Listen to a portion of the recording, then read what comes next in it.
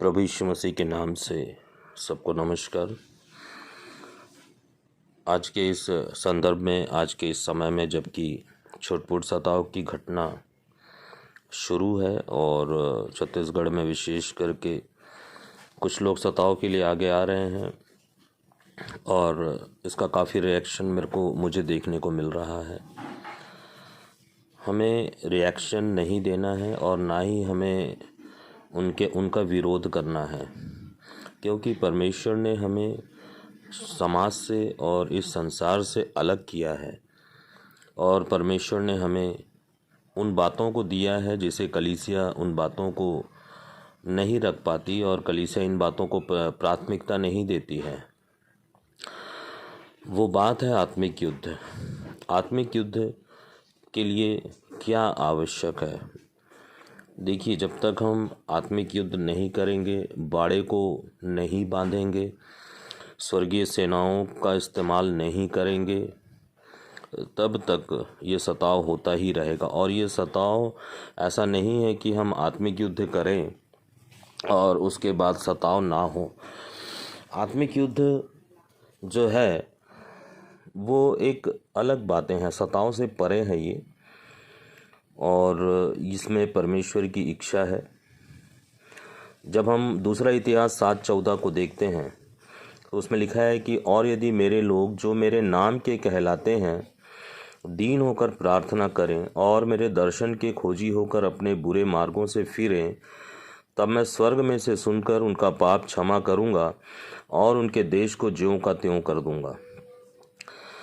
नए जन्म पाए हुए मनुष्य में पवित्र आत्मा वास करते हैं और जब पवित्र आत्मा के विरोध में हम संसार की बातों में मन लगाते हैं तो यह पाप है। अतः इससे पहले हम प्रार्थना करें, हमारे स्वयं के उद्धार के निमित्त हमें परमेश्वर के चरणों में, उसके आंगन में, उसके उद्धार व अनंत जीवन रूपी वृक्ष की छाया में हमारा निवास स्थान रहना जरूरी है। हमारी व्यक्तिगत प्रार्थना, पारिवारिक प्रार्थना, कलीसियाई प्रार्थना, वचन में समर्पण, प्रार्थना में समर्पण, वचन की संगति के साथ साथ जो बातें आवश्यक हैं वह है प्रत्येक के अंदर क्षमा, प्रेम, दया, आज्ञा पालन व सांसारिकता के प्रभाव से दूर रहकर परमेश्वर पिता की दया में बने रहकर अनुग्रह के अधीन पवित्र आत्मा की सहभागिता में धन्यवाद के साथ रहना आवश्यक है।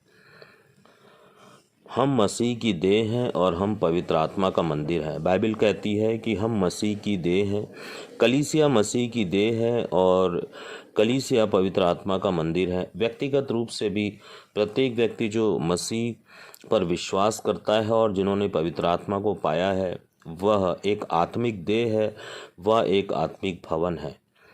दूसरा इतिहास 7:16 परमेश्वर के भय के अधीनता में रहकर परमेश्वर ने इस भवन को अपनाया है। जब तक हम परमेश्वर के भय में नहीं रहेंगे, परमेश्वर के अधीन नहीं रहेंगे, तब तक यह आत्मिक भवन परमेश्वर की ओर से नहीं अपनाया जाएगा।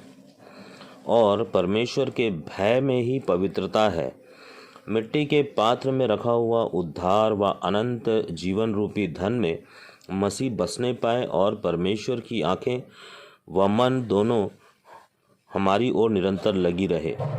परमेश्वर पिता की प्रतिज्ञा है, दूसरा इतिहास 7:15, अब से इस स्थान पर की जाने वाली प्रार्थना पर मेरी आंखें खुली और मेरे कान लगे रहेंगे।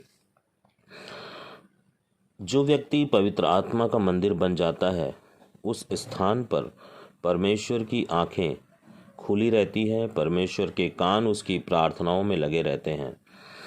ये बात सच है कि हमारी मध्यस्थता की प्रार्थना से देश बदल जाएगा। प्रभु यीशु मसीह भी पिता के दाहिने बैठे 2000 वर्षों से निरंतर पूरी मानव जाति जो उद्धार पाए हुए हैं और उद्धार ना पाए हुए हैं लोगों के लिए निरंतर प्रार्थना कर रहे हैं। हमें मसीह की प्रार्थना में सहभागिता रखना है। देखिए, अभिषेक बाहर से नहीं उतरता, अभिषेक विश्वास करने वालों के अंदर पाया जाता है। यही पवित्र आत्मा की सामर्थ्य है। जब हम लूका 8 अध्याय उसके 43 से 46 वचन में देखते हैं तो उस स्थान पे हमें यह समझ सकते हैं कि सामर्थ मसीह के अंदर से निकली और उस स्त्री के अंदर बह गई जो 12 वर्ष से लहू बहने के रोग से ग्रसित थी। वह पवित्र आत्मा की सामर्थ्य से चंगी हो गई। पहला यूहन्ना 2:27 कहता है कि वह अभिषेक जो तुमने परमेश्वर से प्राप्त किया है तुम्हारे अंदर बना रहता है या भरा हुआ रहता है। पवित्र आत्मा हमें सहायता के लिए दिया गया है, यही हमें परमेश्वर की संतान बनाए रखता है या ठहराए रखता है। हमारे मिट्टी या जो पार्थिव शरीर में कोई सामर्थ्य नहीं है, वरन हमारे भीतर जो पवित्र आत्मा का वास है, सामर्थ्य उनमें है, यही अभिषेक है। इसलिए परमेश्वर ने हमें कुछ अधिकार दिए हैं, मसीह ने हमें कुछ अधिकार दिए हैं। मरकुस 16:17 पहला अधिकार मरकुस 16:17 में हम जो विश्वास करते हैं हमें दुष्ट आत्माओं को निकालने, बीमारों पर हाथ रखकर चंगा करने का अधिकार दिया गया है। लूका 10:19 सांपों और बिच्छुओं, शैतान और उसकी दुष्ट आत्माओं को कुचलने, नष्ट करने, चकनाचूर करने तथा शत्रु की सारी सामर्थ के ऊपर हमें अधिकार दिया गया है। जब हम देखते हैं मत्ती 18 अध्याय और 18 से 20 वचन में, जो कुछ हम विश्वासी पृथ्वी पर बांधेंगे वह स्वर्ग में बंधेगा और जो कुछ हम विश्वासी पृथ्वी पर खोलेंगे वह स्वर्ग में खुलेगा। नरक के फाटक को बंद करना, स्वर्ग के फाटक को खोलना, शैतान के साम्राज्य को बांधना, स्वर्ग के राज्य को खोलना, लोगों के मानसिक गढ़ों को बांध करके तोड़ना, उन्हें मुक्त करना जिससे वे उद्धार, छुटकारा व अनंत जीवन पाएं। चौथा अधिकार परमेश्वर ने हमें दिया, यीशु मसीह ने दिया है। 2 कुरिन्थियों 10:5 में कि हम हर एक भावनाओं और कल्पनाओं और हर ऊंची बात को जो परमेश्वर के पहचान के विरोध में उठती है उसका हम खंडन करते हैं और हर एक भावना, कल्पना और ऊंची बात को कैद करके मसीह का आज्ञाकारी बना देते हैं तथा प्रत्येक बंदी बनाने वाली आत्मा दुष्ट आत्माओं को चिताकर छोड़कर जाने का हुक्म देते हैं। 5वां अधिकार हमें दिया गया है मरकुस 16 अध्याय 15-16 में महान आदेश दिया गया है, जगत में जाने का अधिकार दिया गया है। यीशु मसीह ने हमें गांवों, शहरों, संसार में जाकर सबको मन फिराव और सुसमाचार प्रचार करने का अधिकार दिया है। और जो सुसमाचार पर विश्वास करता है और यदि वह बपतिस्मा लेता है तो इस वचन के द्वारा वह उद्धार पाएगा। प्रार्थना जो है वो एक मध्यस्थता है। पहला तीमुथियुस 2 अध्याय उसका 4 वचन, जाति जाति के लोग उद्धार पाएं और सत्य को जाने। लूका 2:32 प्रभु यीशु अन्य जातियों के लिए प्रकाश देने वाली ज्योति ठहरे, अतः संसार के वे देश, सहारा क्षेत्र, उत्तरी अफ्रीका, एशिया, सब हिंदू, बौद्ध, मुसलमान और नास्तिक में सुसमाचार का प्रचार होने पाए। मत्ती 9:37-38 पिता इस संसार के बनाने वाले की जाति जाति के बीच असंख्य मजदूरों को, जो पकी फसल नष्ट होने वाले लोग जो हो रहे हैं उन्हें काटने के लिए भेजें। 2 तीमुथियुस 2:2 के अनुसार हम ये प्रार्थना करें कि उनके अपने अगुवे तैयार होने पाएं। यहेजकेल 23 के अनुसार भ्रष्ट कामों में लगी जातियों की आत्मिक आंखें खुलने पाएं। मत्ती 7:13 के अनुसार अधोलोक के चौड़े दरवाजे से प्रतिदिन हजारों लोगों की भीड़ आग में जल रही है और वे अधोलोक में प्रवेश कर रहे हैं। इनके बंधन को हमें खोलना है। 2 कुरिन्थियों 4:4 के अनुसार कि कलीसिया एक मन होकर के प्रार्थना करे कि संसार के तमाम अविश्वासियों की बुद्धि खुलने पाए और मसीह के तेजों में सुसमाचार की ज्योति उनके हृदयों में चमकने पाए।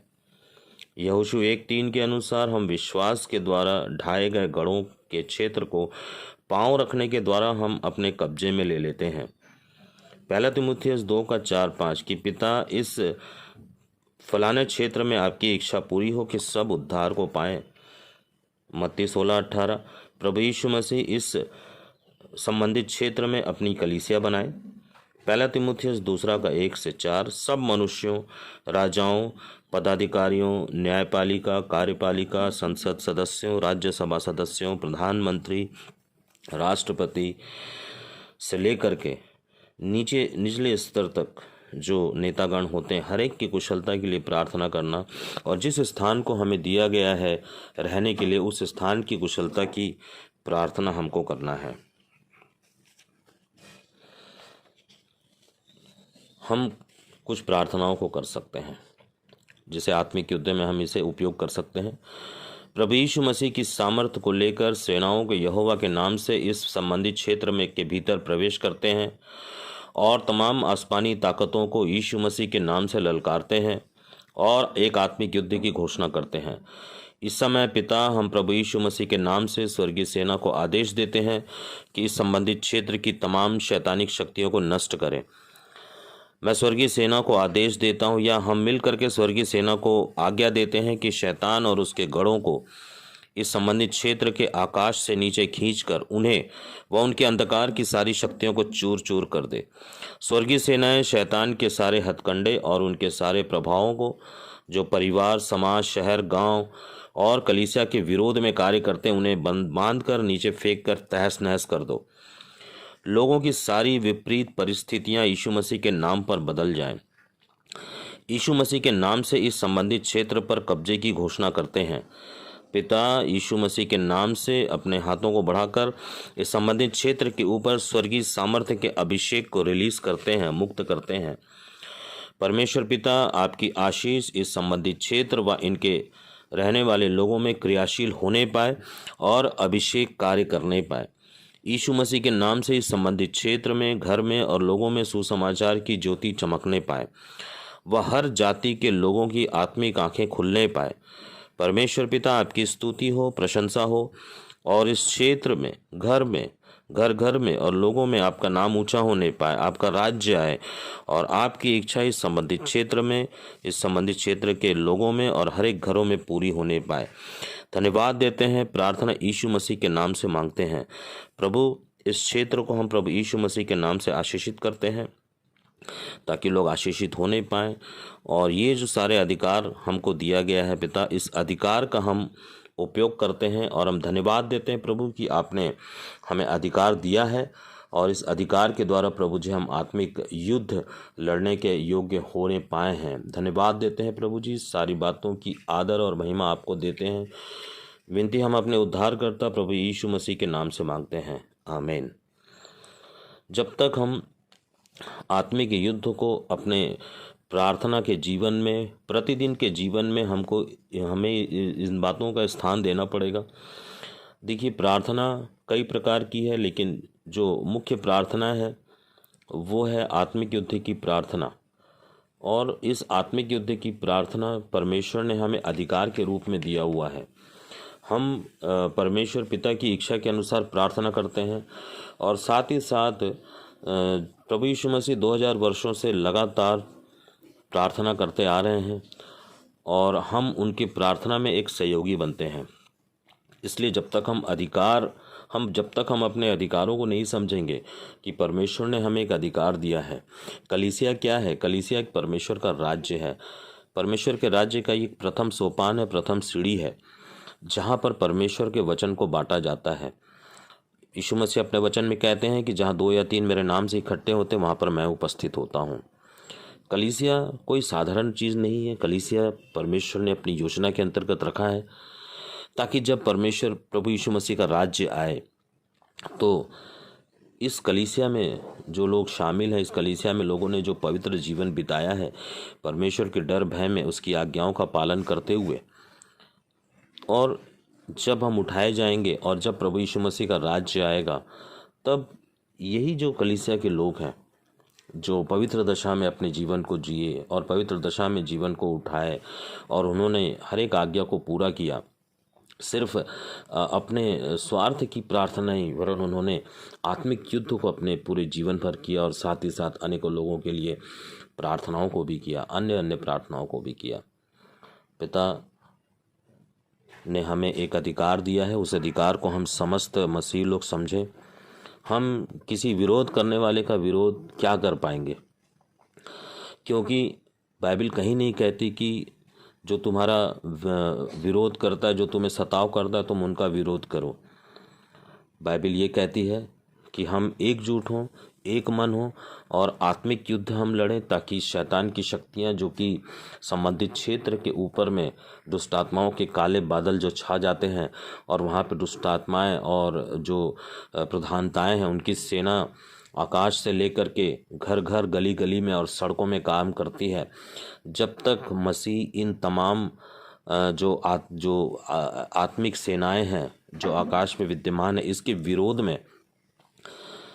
विरोध में हमको युद्ध करना है। हमें मनुष्य के विरोध में युद्ध नहीं करना है, क्योंकि वचन कहता है कि हमारा युद्ध मांस और लहू से नहीं, परंतु आकाश में स्थित प्रधानताओं और जो दुष्टात्माओं की शक्तियां हैं, इनके खिलाफ हमको युद्ध करना है। और प्रभु यीशु मसीह ने हमें वो अधिकार दिया है, सह उत्तराधिकारी का अधिकार दिया है। इसलिए हम मसीह लोग इस बात को समझें कि जिस प्रकार से प्रभु यीशु मसीह का स्वर्ग में एक अधिकार है और जिस प्रकार से यीशु मसीह स्वर्गीय सेनाओं को उपयोग कर सकते हैं, उसी प्रकार से हमें भी अधिकार दिया गया है कि हम स्वर्गीय सेनाओं को हम बुला सकते हैं, उन्हें आदेश दे सकते हैं और उन्हें युद्ध के लिए हम प्रस्तुत कर सकते हैं। हम स्वयं युद्ध नहीं लड़ सकते, लेकिन हम वचन को लेकर के हम युद्ध लड़ सकते हैं। तो हमारा जो मल्ल युद्ध है वो आकाश में जो स्थित है प्रधानताएं हैं, जो शैतान की सेनाएं हैं, दुष्टात्माएं हैं, जो लोगों को भरमाती है और गलियों में कई प्रकार के अंधकार के कार्यों को लेकर के आती, इन कार्यों के खिलाफ में हमको युद्ध लड़ना है। और सताने वाले के लिए हमें उनके लिए प्रार्थना करना है। और जब तक हम सताने वालों के लिए प्रार्थना नहीं करेंगे, जब तक हम उनकी आत्मिक आंखें खुलने के लिए प्रार्थना नहीं करेंगे, तब तक हम इन्हीं सब बातों में उलझे रहेंगे और हम जो परमेश्वर का मुख्य काम जो कलीसिया को दिया गया है वो हम नहीं कर पाएंगे। तो कलीसिया को संसार से अलग किया गया है। कलीसिया के विषय में परमेश्वर का एक बहुत बड़ा उद्देश्य है कि जब प्रभु यीशु मसीह 1000 वर्ष के राज्य को यहाँ पे स्थापित करेंगे, तो यही कलीसिया के लोग जिन्होंने अपने जीवन को पवित्रता से जिया है, आज्ञा पालन में जिया है, प्रेम में जिया है, तो यही लोग प्रभु यीशु मसीह के साथ में राज्य करेंगे। इसलिए मसीह जो हैं, हम अपने अधिकारों को समझें। तो हमें जो मुख्य अधिकार जो दिया गया है वो बहुत ही महत्वपूर्ण है कि हमें दुष्टात्माओं को निकालने, बीमारों पर हाथ रखने और चंगा करने का अधिकार दिया गया है। हमें शैतान और उसकी दुष्टात्माओं को कुचलने तथा शत्रु की सारी सामर्थ्य के ऊपर हमें अधिकार दिया गया है। जो कुछ हम पृथ्वी पर बांधेंगे वह स्वर्ग में बंध जाता है और जो कुछ हम पृथ्वी पर खोलेंगे वह स्वर्ग में खुल जाता है। अतः हमें बांधने और खोलने का अधिकार दिया गया है। हमें इस संबंधित क्षेत्र, पृथ्वी के संबंधित क्षेत्र में जहाँ नरक के फाटक खुले हुए हैं, हजारों फाटक खुले हुए हैं, उन फाटकों को बंद करने का अधिकार दिया गया है और हमें स्वर्ग के फाटक को संबंधित क्षेत्र में खोलने का भी अधिकार दिया गया है। हमें लोगों के जो मानसिक गढ़ है, मंदिरों में कुछ नहीं है, मूर्ति पूजा, मूर्ति में कुछ नहीं है, लेकिन हमको लोगों के मन के अंदर जो मानसिक गढ़ बना हुआ है, उस गढ़ों को हमको क्या करना है? तोड़ना है और उन्हें मुक्त करना है कि वे उद्धार पाएँ, छुटकारा पाएँ और अनंत जीवन के लिए वो तैयार होने पाएँ।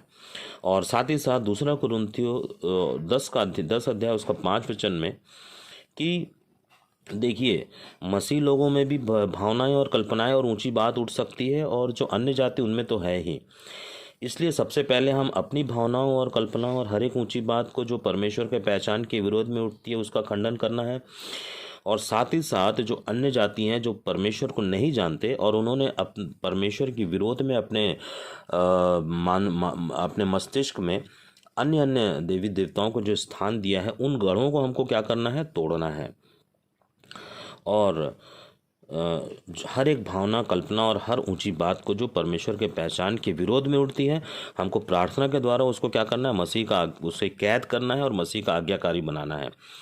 और जो प्रत्येक बंदी बनाने वाली आत्माएं हैं, दुष्टात्मा, उनको चेता कर छोड़कर जाने का हुक्म हमको देना है।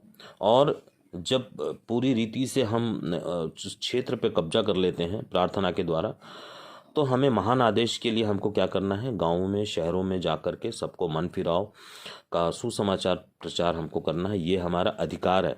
इसलिए मसीह लोग अपने अधिकारों को समझें और संसार में जो व्यर्थ बातें हैं उनमें ध्यान ना लगाएं, वरन सचेत होकर के परमेश्वर के अधिकार का उपयोग करते हुए हम आत्मिक युद्ध को लड़ सकते हैं। उम्मीद है कि इस जो आत्मिक युद्ध है, उस आत्मिक युद्ध में हम अवश्य भाग लेंगे और ये जो आत्मिक युद्ध है उसमें कुछ ऐसी प्रार्थना है कि जाति जाति के लोग उद्धार पाएं और प्रभु लोग सत्य को जाने, और प्रभु यीशु मसीह अन्य जातियों के लिए प्रकाश देने वाली ज्योति ठहरे, और जिन क्षेत्रों में सुसमाचार का प्रचार नहीं हुआ है उन क्षेत्रों में सुसमाचार का प्रचार होने पाए।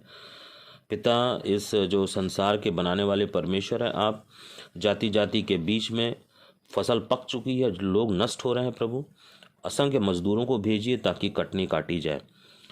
और दूसरा तीमुथियुस 2:2 के अनुसार उनके अपने स्वयं के अगुए तैयार होने पाए। और यहेजकेल 23 के अनुसार भ्रष्ट कामों में लगी जातियों की आत्मिक आंखें खुलने पाए। मत्ती 7:13 के अनुसार अधोलोक के चौड़े दरवाजे से जो प्रतिदिन हजारों लाखों लोगों की भीड़ नरक में प्रवेश कर रही है और आग में जल रही है, हमको आत्मिक युद्ध के द्वारा इनके बंधन को खोलना है। और दूसरा कुरिन्थियों 4:4 के अनुसार हम एक मन होकर के हमें प्रार्थना करना है कि संसार के तमाम अविश्वासियों की बुद्धि खुलने पाए और मसीह की तेजों में सुसमाचार की ज्योति उनके हृदयों में चमकने पाए। और साथ ही साथ हमें आत्मिक, जो हम संसार के चीज़ों के लिए हम युद्ध नहीं लड़ रहे हैं, वरन हम आत्मा के लिए युद्ध लड़ रहे हैं। तो यहोशू 1:3 के अनुसार जो हम विश्वास के द्वारा एक क्षेत्र में हम गढ़ों को ढा देते हैं, तो उस क्षेत्र में जैसे ही हम पाँव रखते हैं, हम एक विश्वास करते हैं कि पाँव रखने के द्वारा ये क्षेत्र हमारे कब्जे में आ गया है। और इस क्षेत्र में 1 तीमुथियुस 2:4 और 5 के अनुसार परमेश्वर पिता इस क्षेत्र में आपकी इच्छा पूरी हो कि सब उद्धार पाएं। मत्ती 16:18 के अनुसार प्रभु यीशु मसीह संबंधित क्षेत्र में अपनी कलीसिया बनाए।